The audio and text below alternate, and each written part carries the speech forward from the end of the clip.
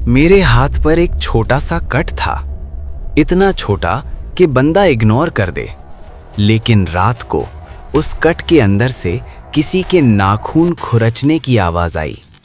जख्म धीरे धीरे गीला होने लगा। खून नहीं, सांस जैसा भाप निकल रही थी। और फिर मुझे महसूस हुआ जैसे कोई अंदर से पलट रहा हो। डॉक्टर ने कहा जख्म ठीक है, लेकिन जब उसने टॉर्च मारी, रोशनी में मुझे आंख जैसी चीज दिखाई दी जो ब्लिंक कर रही थी। डॉक्टर ने टॉर्च बंद कर दी, जैसे कुछ देखा ही ना हो। रात को आवाज आई, जख्म बंद मत करना। तब समझ आया, गांव की कहानी सच थी। चुड़ैल जिस्म के बाहर नहीं रहती, वो जख्मों में घर बनाती है। हर रात वो जख्म से निकलकर मेरे जिस्म में चलती रही, कभी रीढ़ पर, कभी गर्दन में।